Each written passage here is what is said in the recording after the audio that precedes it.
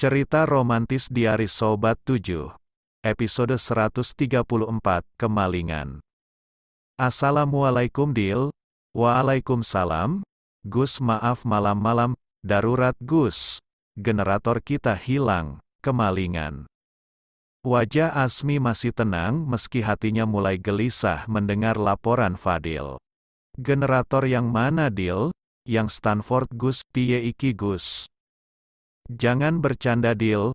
Betulan Gus, ini ceritanya lampu mati Gus di sini.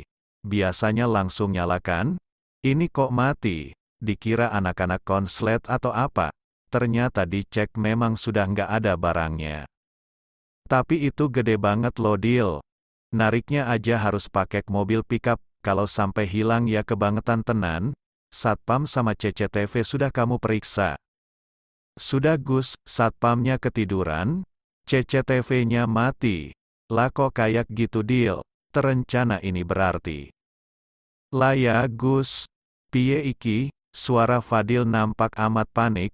Jelas ia panik karena harga unit yang hilang itu seharga $75.000 atau setara dengan 1,08 M. Baru saja perusahaan stabil, ternyata harus menghadapi masalah pencurian sebesar ini.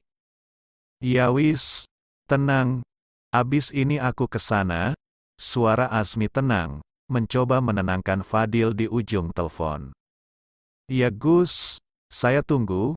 Klik, suara HP terputus. Mas gimana? Ada pencurian dik. Abis ini aku kesana dulu. Kamu di sini dulu nggak apa-apa ya? Iya mas. Wajah Zahra pun menunjukkan kekhawatiran. Tapi ia urungkan bertanya lebih lanjut.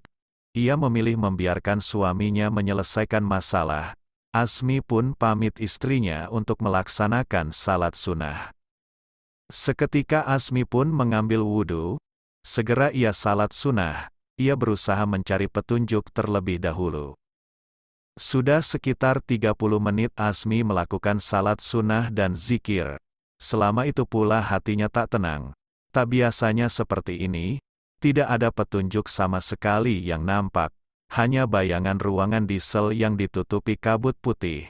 Selebihnya gelap, tak ada tanda sama sekali. Tubuhnya pun meremang. Apakah maksud semua ini?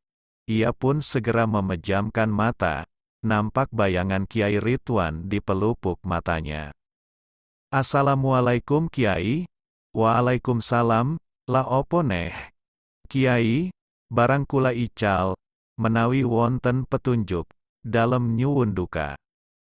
Lah barangmu ilang lapo takok aku, mbok pikir aku iki dukun po piye? Barang ilang yo laporo polisi, lapo kok takok aku, mbok pikir ilmu iki semurahan kui gawe goleki barang ilang? Wow, gemblung, seketika memerah wajah dan telinga Asmi. Dengan mata terpejam, ia makin menundukkan pandangannya, tak berani mengangkat wajahnya. Ngapunten Kiai. Bayangan itu mendadak hilang. Asmi tak kunjung berani mengangkat wajahnya. Suara Kiai Ridwan terasa masih mendengung di telinganya. Rasanya malu. Tapi hati makin gamang. Apa yang harus ia lakukan? Suasana pabrik yang gelap gulita terpecah karena pancaran lampu mobil Asmi. Fadil nampak di sana dengan beberapa kru keamanan yang siaga dengan membawa senter. Dengan hati tak menentu Asmi menuruni mobil. Tak pernah ia segamang ini menghadapi masalah pencurian. Biasanya masalah pencurian hanyalah masalah sepele baginya. Gus, gimana Dil? Keduanya berjalan menyusuri lokasi pabrik. Fadil menjelaskan tempat di mana diesel itu seharusnya berada, serta menunjukkan CCTV yang rusak. Fadil dan Asmi juga segera mengumpulkan informasi dari penjaga dan satpam pabrik. Fadil sendiri sudah mengumpulkan bukti sejak kapan diesel itu menghilang, dan tepatnya sudah seminggu yang lalu. Namun karena baru hari ini mati lampu, maka hal itu baru diketahui. Ikrom mana Dil? Anu Gus. Ikrom nggak bisa dihubungi. HP-nya mati. Tadi saya nyuruh orang ke rumahnya kosong Gus. Asmi diam tanpa memberi komentar. kita lapor polisi Dil. Polisi Gus, suara Fadil nampak agak kaget. Ya iya, masak lapor camat, suara Azmi setengah membentak. Baik Gus, tak butuh waktu lama, polisi datang ke tempat kejadian perkara. Segera petugas meminta keterangan dan mengumpulkan saksi dan bukti. Semalam suntuk keduanya bekerja. Beberapa bukti dan informasi penting sudah diperoleh meski belum sepenuhnya menemukan titik terang. Hari sudah pagi, beberapa karyawan sudah mulai bekerja. Begitu juga dengan Ikrom, yang mulai menampakkan batang hidungnya dari balik pintu. Assalamualaikum, waalaikumsalam. Lah, ini dia lakonnya. Dari mana aja Krom? Ditelepon semalam utuh nggak ada respon. Disusul ke rumah, rumahmu kosong. Fadil dengan wajah kusut menanyai Ikrom. Anu Dil, dari hotel, terus cas HP-ku ketinggalan Dil. Ikrom menjawab polos sambil tersenyum menunjukkan deretan giginya, sambil menggaruk-garuk rambutnya. Jelas saja Fadil di sana langsung sewot. Semalam utuh dia dan Azmi kebingungan, sedangkan yang dicari semalaman datang dengan wajah segar bugar dan rambut yang masih nampak agak basah. Jelas siapa yang bisa terima. Apalagi datang dengan senyum-senyum tak berdosa bak anak TK yang ketahuan bolos sekolah. Jujur polos tak merasa bersalah. Oh, dari hotel, suara Fadil meninggi sekaligus menyindir. Sebenarnya ia tak berniat marah pada Ikrom. Namun karena suasana sedang tak enak, terlebih pikirannya kacau, habislah Ikrom menerima sumpah serapah dari Fadil yang amarahnya sudah di puncak ubun-ubun. Wis, sudah Dil. Nggak usah diteruskan. Nggak penting, ini yang penting segera ditemukan pelakunya, suara Azmi cukup tegas menegur keduanya. Lah ya, sejak kapan kita bingung masalah pencurian? Kan ada Gus E. Ikrom dengan polosnya melontarkan kalimat itu, tepat sambil melirik wajah Azmi. Sedangkan Azmi hanya diam. Kan Gus E tinggal begini? Ikrom memperagakan tangan bersedekap di depan dada, persis seperti orang salat. Lalu tinggal merem aja, terus mulut komat kamit, sama diuus-uus, wush, rebes, beres perkara, Ikrom berkata sambil memperagakan gerakannya. Fadil yang tadinya tegang langsung mencair melihat pola laku sahabatnya itu. Agaknya, lontaran polos itu juga meredakan tensi di antara keduanya. Ayo Gus, tinggal di Terawang aja. Siapa yang berani-berani cari perkara sama Gus E? Ikrom kembali memanasi.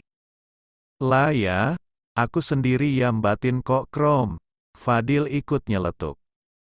Lah ya, dulu pas kejadian 2 motor kantor hilang, langsung diuus-uus, puter giling, langsung ketemu malingnya. Sekarang kehilangan barang 1 M kok malah lapor polisi. Ikrom kembali menimpali. Wajahnya kembali berkomat kamit lucu seolah menirukan gaya Azmi. Lah kamu pikir aku cari ilmu susah-susah, tirakat puasa bertahun-tahun, cuma buat ngurusi urusan dunia kayak gini? Lah kamu pikir ilmu itu semurahan itu apa? Lah aku dukun apa gimana maksudmu? Kini Azmi menjawab dengan wajah berapi-api. Jelas ia sewot sendiri. Ia sendiri gusar menirukan ucapan Kiai Ridwan tadi pada Ikrom dan Fadil. Ikrom dan Fadil kembali berpandangan tak mengerti. Lah ya, cari ilmu tahun-tahunan, tirakatnya mati-matian, lah apa gunanya kalau mau pakai ilmunya masih ada syarat dan ketentuan berlaku, kok yo kayak belanja di mall aja, ruwet, hahaha. Ikrom mencetuskan omongan itu begitu saja. Fadil dan Azmi pun tertawa lepas mendengar penuturan Ikrom. Hahaha, bener-bener, Fadil terpingkal-pingkal.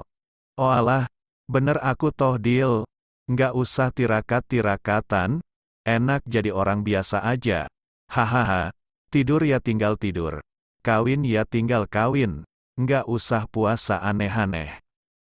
Malingnya pinter Krom, ngerti kapan S dan K ilmunya Gus berlaku, hahaha. Asmi pun yang tadinya terdiam hanya bisa ikut tertawa, menertawakan dirinya tentu saja, dan menertawakan takdir yang baru saja menimpanya. Layo, mauku ya gitu Krom, Dil, maksudku yang semuanya boleh ya, teman ilang ya boleh ngintip kemana gitu ya, nggak usah bingung nelfoni semalam, teman lagi apa gitu bisa langsung tahu. Loh ya jangan toh Gus, yang semalam jangan diintip Gus, terlalu hot, hahaha. Oh, hot Gus, hot, ketiganya tertawa bersama. Maaf Gus, Dil, aku kok yo pas nggak ada, pas perusahaan kemalingan begini. Fadil menepuk bahu sahabatnya itu, pertanda tak ada lagi amarah di antara mereka. Ketiganya tertawa bersama, merasa memang semuanya harus diikhlaskan begitu saja. Ketiganya pun memutuskan untuk turun ke bawah, menemui polisi yang masih sibuk melakukan penyidikan. Memang kadang hidup selucu itu. Ada hal-hal aneh yang tak mampu dinalar dan diterima. Tapi kadang hidup memang seaneh itu. Hanya perlu dijalani tanpa perlu dipikirkan terlalu jauh. Sulit? Ya jelas sulit. Tapi ya memang harus begitu. Kini Asmi sendiri berusaha berdamai dengan hatinya, meski masih banyak tanya yang bergelayut di dadanya. Tapi bukankah menerima takdir adalah suatu bentuk penghambaan? Ya, jelas kini ia hanya harus melaksanakan apa yang telah Tuhan gariskan.